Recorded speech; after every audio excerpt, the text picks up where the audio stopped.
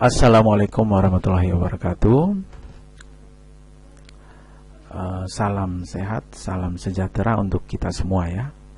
Baiklah, pada pertemuan kali ini saya akan coba membahas tentang regresi dan korelasi sederhana. Kenapa dikatakan sederhana? Karena dia cuma melibatkan dua variabel saja gitu ya. Nah, nanti kalau melibatkan lebih dari dua variabel itu bukan sederhana lagi, tapi berganda. Baiklah, kita lihat ini secara pengertian dulu. Regresi dan korelasi itu digunakan untuk mempelajari pola dan mengukur hubungan statistik antara dua atau lebih variabel. Misalnya di contoh kita ini ada variabel iklan dan penjualan. Ya, biasanya kalau iklannya besar itu penjualannya besar gitu ya. Makanya kenapa orang berani iklan di TV walaupun dia bayar ratusan, bahkan ratusan sampai miliaran juta ya. Itu karena hasilnya juga besar gitu ya. Kemudian misalnya ada lagi variabel, di contoh kita ini ada variabel pendapatan dan konsumsi. Artinya kalau orang pendapatannya besar, logikanya adalah konsumsinya juga besar. Kalau orang pendapatannya kecil, konsumsinya juga kecil. Jadi variabelnya itu ada hubungan gitu ya, ada dengan menggunakan logika sehari-hari gitu ya. Nah, ini tadi jika digunakan hanya dua variabel itu regresi dan korelasi sederhana. Kita batasi cuma dua variabel saja. Variabel dalam hal ini variabel X dan Y. Jika lebih dari dua variabel dia korelasi berganda. Nah, jadi fokus kita nanti adalah ke sini ya, persamaan regresinya adalah Y sama dengan A plus BX, di mana Y dan X itu adalah variabelnya gitu ya. Kalau tadi kita menyinggung misalnya ada variabel X, anggaplah itu pendapatan gitu ya. Variabel Y itu adalah konsumsi atau pengeluaran gitu ya. Maka nanti pekerjaan kita adalah mencari berapakah nilai A, berapakah nilai B. Nah, ini ada formulanya. Formulanya adalah ini untuk mencari nilai B, ini kita menggunakan sigma ya. Sigma XY, N dikali sigma XY dan seterusnya, bisa Anda baca sendiri. Kemudian untuk mencari nilai A, jadi kita cari dulu rata-rata Y, ini rata-rata Y yang kemudian nanti kita cari rata-rata X, nanti dikalikan dengan B, rata-rata Y dikurang B yang kita dapat dari sini, dikalikan dengan rata-rata X ya, nanti dapatlah nilai A.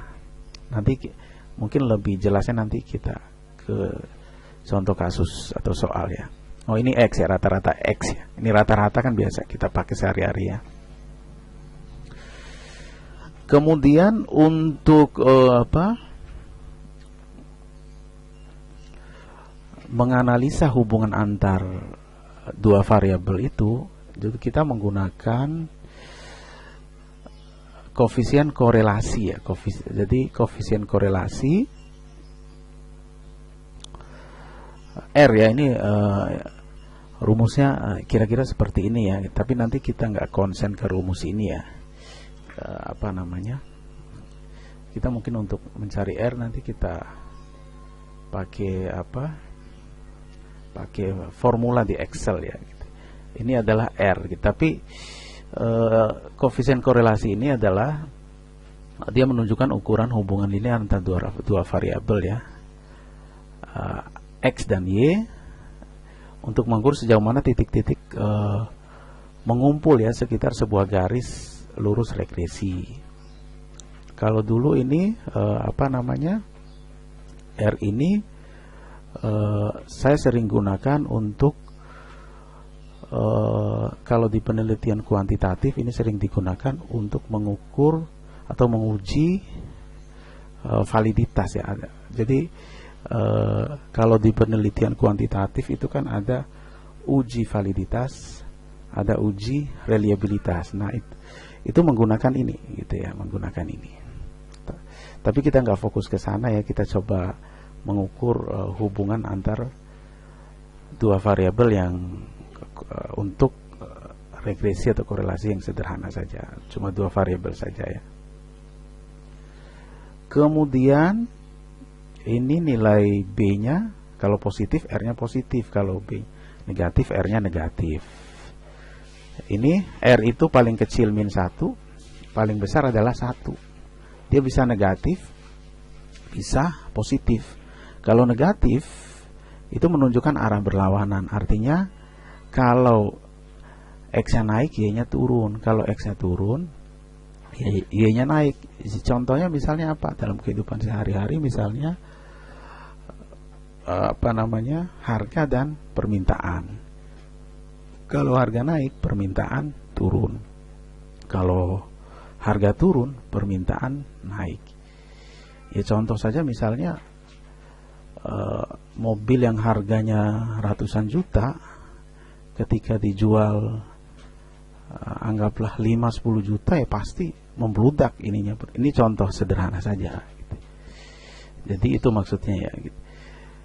Nah kemudian kalau dia positif itu menunjukkan arah yang sama ya, searah. Kalau X naik, Y naik. Kalau X turun, Y turun.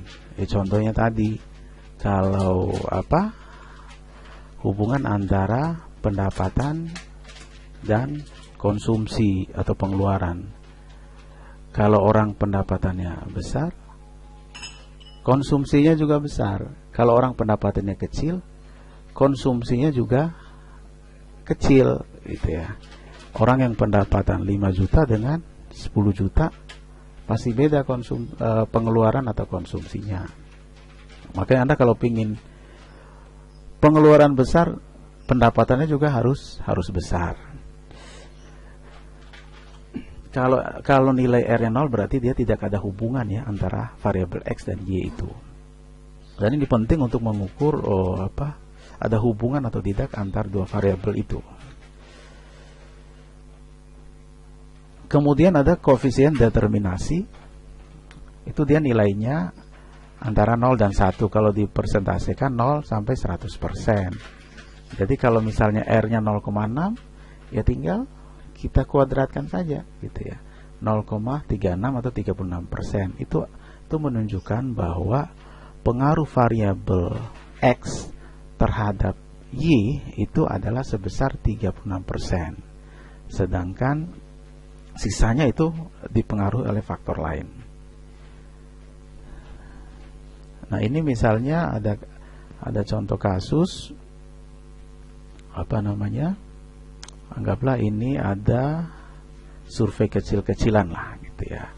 Jadi ada di survei ada berapa keluarga, misalnya 1, 2, 3, 4, 5, 6, 7, 8. Jadi pendapatan ini X, pengeluaran Y.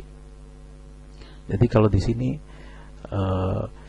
ini dalam 10 ribuan ya. Ini datanya sebenarnya udah lama, data yang lama karena kalau sekarang kan ya nggak mungkin pendapatan 180.000 ya sebulan gitu ya. Jadi kalau pendapatannya 18, pengeluarannya 17. Kalau pendapatannya 23, pengeluaran 20, sampai terakhirnya kalau pendapatannya 99, pengeluarannya adalah 74. Ini dalam 10 ribuan ya. Jadi dikalikan dengan 10.000. Pertanyaannya ada 5, buatlah diagram. Ini diagram ini scatter diagram ya maksudnya. Tentukan persamaan regresinya. Perkirakan kalau pengeluaran, kalau pendapatannya 950.000. Kalau kita konversi ke sini berarti kita bagi 10.000 ya, jadi 95. Koefisien korelasi R, kemudian koefisien determinasi. Oke. Kita coba jawab satu persatu, yang diawali dari yang nomor A dulu gitu ya, nomor A. Jadi tadi ini kita punya data seperti ini ya. Ini saya kopikan data tadi, saya pindahkan ke sini ya, X sama Y. Nah, jadi untuk mencari scatter diagramnya, di sini udah ada fasilitasnya ya, udah ada fasilitasnya. Kalau dulu waktu pelajaran SMP kan, kalau yang yang horizontal itu X, yang vertikal itu adalah Y. Jadi kita pasangkan kan 18 dengan 17 dan seterusnya. Nah, ini kita udah ada fasilitasnya. Di sini ada scatter diagram di sini. Tinggal kita klik saja. Kita pilih yang ini. Kemudian ini kita masukkan datanya. Ini saya masukkan datanya. Ini boleh Anda kasih judul, silakan boleh. Judul yang paling atas ini ya, gitu. Kemudian saya tambahkan ini, Anda boleh kasih judul silakan gitu ya. Tapi untuk ini saya kosongkan aja dulu. Ini kita pilih variabel X-nya gitu ya. Variabel X-nya ini saya pilih variabel X. Kemudian saya pilih lagi di sini variabel Y gitu ya. Variabel Y. Nah, kemudian saya klik OK. Nah, itu terlihat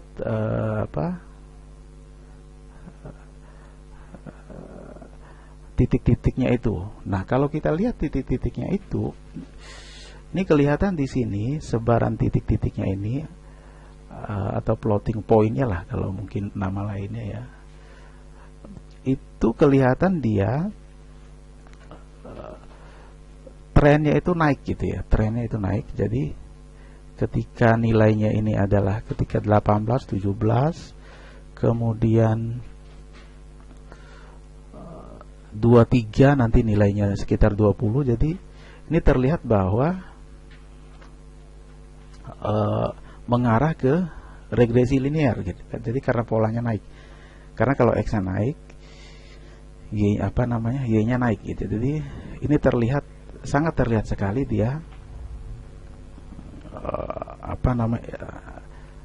linear gitu ya. Sangat terlihat jelas ini adalah linear.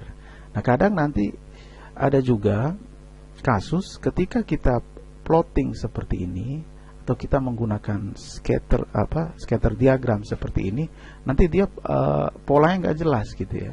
Jadi titik-titiknya itu kadang membentuk lingkaran gitu ya, kadang naik turun. Nah, kalau seperti itu dia bukan mengarah ke fungsi linear, bukan. Dia tidak linear kalau seperti itu. Jadi kalau tidak kadang jadi non linear kalau ini kebetulan linear ya. Jadi ini adalah kira-kira scatter diagramnya ya gitu. Jadi yang nomor A tadi sudah terjawab ya, nomor A. Kemudian yang berikutnya nomor B, tentukan persamaan regresinya gitu. Ini kita jawab persamaan regresinya. Ini kita jawab dulu menggunakan apa? Ini saya hapus dulu ya. Ini coret-coretan saya tadi. Jadi ini caranya adalah, jadi ini saya copy dari slide tadi ya. Ini X-nya, ini Y-nya gitu ya. Kemudian ini X kuadrat, ini X kali Y, ini Y kuadrat ya. Nah, kalau X kuadrat itu adalah X kali X kan gitu ya. Jadi ini dikalikan dengan dia sendiri. Kemudian tinggal, ini saya perbesar aja nih, diperbesar.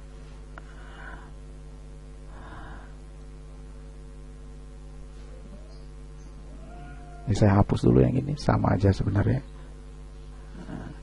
Saya perbesar ya, saya perbesar. Ini saya hapus ulang ya, saya hapus ulang. Kita pakai yang ini aja ya, pakai yang. Jadi ini sama dengan 18 kalikan dengan 18. Ini hasilnya adalah 32. Tinggal kita copy ke bawah saja. Nah, itu adalah X kuadrat. Kemudian kalau X kali Y, itu adalah ini X kalikan dengan Y. 306. Copy ke bawah. Sama, yang ini pun sama. Y kuadrat, berarti yang ini ya. Kali dia sendiri. Tinggal kita kopikan ke bawah. Nah, gitu ya. Jadi udah dapat angka-angka ini. Kemudian yang dinamakan sigma itu adalah, sebenarnya pengertian itu kan penjumlahan secara beruntun ya, atau berurutan.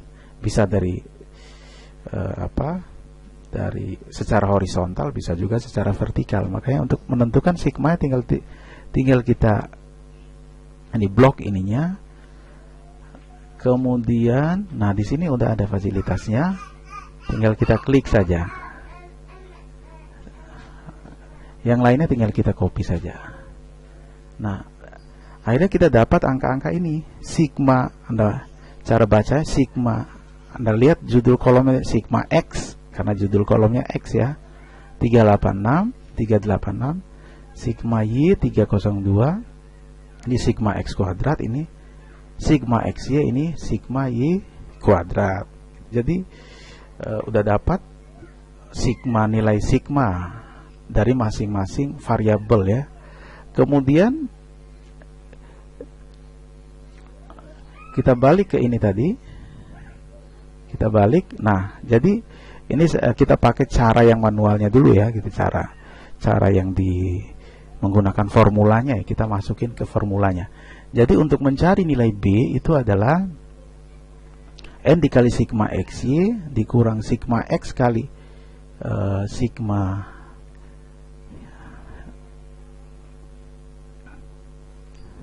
Y ya, dibagi N dikali sigma X kuadrat min sigma X kuadrat. Tadi N-nya itu ada 8 ya, karena yang disurvei anggaplah tadi 8 keluarga. Sigma XC-nya ini udah di apa? Anda lihat di sini tadi.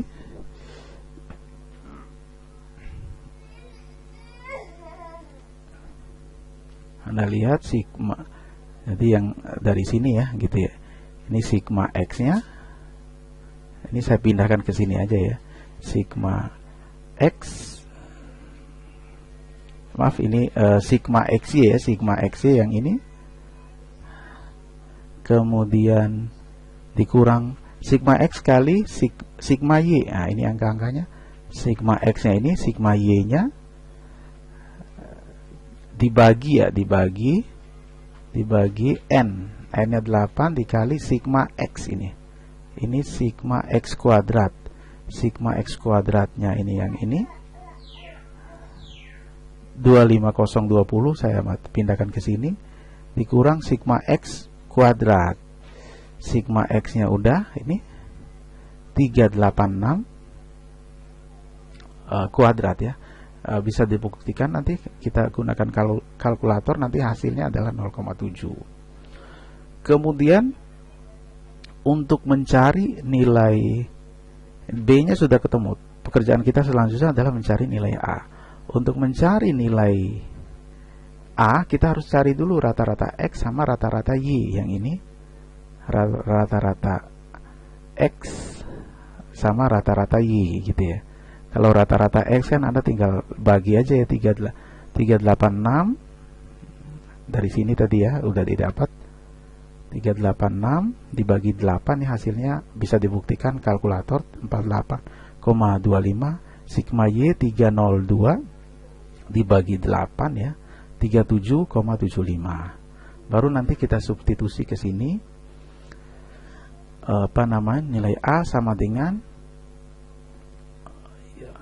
rata-rata Y dikurang B dikali X rata-rata. Anda masukkan angka-angkanya, nanti ketemu kurang lebih ini 4 ya. Biasa kalau untuk nilai A kita bulatkan biar gampang untuk perhitungannya. Kita bulatkan saja lah gitu. Walaupun nanti misalnya Anda ambil 2 angka atau 1 angka di belakang koma nggak masalah ya. Ini untuk ini saja ya, untuk mempermudah penjelasan aja ya. Saya bulatkan jadi 4 saja. Jadi persamaan regresinya adalah Y sama dengan A plus BX. A-nya adalah 4, B-nya adalah 0,7X. Jadi yang dinamakan persamaan regresinya itu adalah yang ini ya. Jadi pekerjaan kita adalah mencari nilai A dan B gitu ya. Kemudian ada pertanyaan, misalnya ada cara singkatkah untuk mencari persamaan regresi? Ada gitu ya. Jadi Anda bisa juga menggunakan cara seperti ini ya. Jadi di sini sudah ada fasilitasnya. Jadi Anda klik data di Excel itu ada. Jadi pastikan di Excel-nya sudah ada. Ini ya data analisis ya. Kalau belum ada nanti Anda cari di sini di option-nya, kemudian di add-ins. Nah, biasanya Anda cari di analisis toolpack-nya ini ya. Nah, Anda nanti klik go. Nah, kebetulan Anda checklist nanti analisis toolpack, kemudian Anda oke. Nanti pasti ada ini gitu ya. Kalau untuk saya kan kalau ini saya unchecklist, nanti data analisisnya hilang. Jadi data analisisnya hilang gitu ya. Jadi cara memunculkannya seperti itu. Option, add install, analysis toolpack, kemudian go ya. Anda checklist yang ini, analisis toolpacknya. Nanti dia muncul gitu ya. Nah, setelah itu Anda klik nih gitu ya. Anda klik, Anda pilih ya gitu. Kemudian Anda cari regresi ini ya. Anda klik OK. Anda input variabel Y-nya ya, variabel Y-nya Anda input, variabel Y-nya. Kemudian Anda klik, Anda input variabel X-nya. Kemudian Anda klik ya. Ini misalnya hasilnya saya mau letakkan di sini misalnya ya. Di bawahnya lah gitu ya. Di bawahnya. Kemudian saya klik OK. Nah, ini kita dapat nilai-nilai seperti ini. Jadi yang dinamakan persamaan regresinya itu dia adanya di sini. Jadi adanya di Nah, ini saya tandain aja. Ini warna merah. Nah, ini interceptnya tadi ya. Jadi nilai A-nya. Interceptnya itu adalah nilai A-nya. Ini kalau ini saya pakai bulatkan jadi ini kok rupiah. Ini salah pemilihan ininya. Format cell, ini number ya, number. Oke. Jadi dapat angkanya 4. Ini adalah A. Kemudian B-nya itu adalah ini, jadi koefisien X ya, kata koefisien X. Ini saya bulatkan 2 angka aja di belakang koma ya. 2 angka. Nah, ini dapat angkanya 0,7 gitu ya. Persis sama dengan yang ini tadi gitu ya. Ini B-nya 0,7, A-nya dapat 4 gitu. Itu cara singkat untuk mencari persamaan regresi ya. Jadi yang kita butuhkan cuma ini aja, koefisien intercept dan koefisien X ya. Koefisien intercept itu nama lainnya A ya kalau kita pakai formula. Koefisien X itu tadi kita namakan B kan gitu ya. Jadi dapatlah persamaan regresi seperti ini. Jadi terjawab yang nomor B. Sekarang yang nomor C, pertanyaan yang nomor C adalah perkirakan besarnya pengeluaran untuk konsumsi jika pendapatan 950.000. Jadi ini kita jawab, kalau pendapatannya 950.000, ini kita bagi 10.000 dulu ya, karena dalam ini jadi sama aja X-nya itu adalah 95 ya. Kita konversi ke 95 dulu, baru nanti kita masukkan ke persamaan regresinya. 4 plus 0,7 X 4 ditambah 0,7 kali 95 ya. Ini hasilnya sekitar 70,5 bisa dibuktikan ya.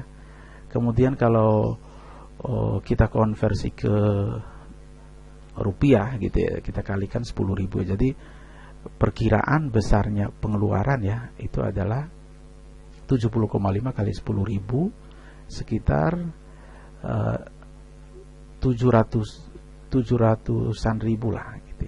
Artinya kalau orang pendapatannya 950.000, perkiraan pengeluarannya atau besaran konsumsinya itu sekitar 705.000. Terjawab yang nomor C. Kemudian pertanyaan berikutnya adalah koefisien korelasi. Koefisien korelasi kan dan koefisien determinasi ini kita jadiin satu. Itu kan kita menggunakan rumus ini ya sebenarnya. Kalau Anda mau pakai cara manualnya ini angka-angkanya kan sudah ketemu tadi. Sigma N dikali sigma X-nya Anda masukkan angka yang tadi yang di Excel tadi, sigma X-nya sudah, sigma Y-nya Anda substitusi atau Anda ganti, dibagi dengan akar ini ya, Anda masukkan angka-angkanya, Anda hitung menggunakan kalkulator, nanti hasilnya persis akan sama dengan ini gitu ya. Ini cara kita menggunakan Excel. Jadi saya biasanya kalau mencari korelasi itu adalah nilai R ya, nilai R. Ini saya perbesar.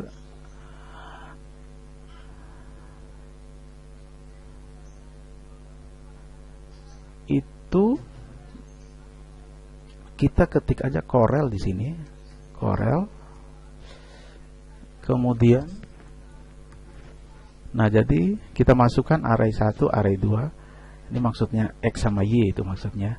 Ini tinggal kita masukkan, kita lihat polanya apa formatnya dia minta titik koma. Ya udah kita ikuti aja formatnya. Kemudian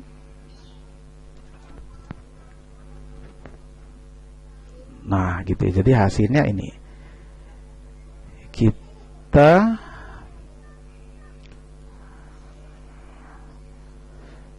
dapatlah koefisien korelasi. Koefisien determinasinya R kuadrat ya. R kuadrat itu sama dengan ini kita kuadratkan kan, atau kita kali dengan dia sendiri. Gitu ya. Hasilnya ini. Jadi ini koefisien korelasi, ini koefisien determinasi. Perhatikan yang kita cari di sini ternyata hasilnya akan sama dengan yang kita cari dengan menggunakan data analisis tadi ya. Dia ada di sini nih. Gitu ya. Jadi ini R-nya, kemudian atau koefisien determinasi, ini R kuadratnya gitu ya. Jadi ini 0,993943 kan. sama gitu ya. Ini kan kalau di kemudian yang ini 0,99887891. Jadi sama kan dengan yang ini. Jadi kita menggunakan data analisis tadi itu sekaligus selain kita mendapatkan persamaan regresinya, itu kita sekaligus mendapatkan nilai koefisien korelasi dan koefisien determinasi gitu ya. Jadi untuk koefisien korelasi dan determinasi ini saya gunakan ini saja ya. Jadi kita menggunakan hitungan di Excel, karena kalau pakai manual tadi agak panjang juga kalau kita masukkan ke rumusnya ya gitu ya. Jadi kalau kita ubah ke persentase persen, ini biar nggak kelihatan 100%, ini saya ambil 2 angka saja lah di belakang koma ya. 2. Nah, jadi koefisien determinasinya itu adalah 99,88%. Nah, ini menunjukkan bahwa pengaruh pendapatan terhadap konsumsi atau terhadap pengeluaran itu adalah sekitar 99,88%. Oke, itu saja penjelasan dari saya. Mudah-mudahan ada manfaatnya ya. Saya akhiri. Assalamualaikum warahmatullahi wabarakatuh. Salam sehat, salam sejahtera untuk kita semua.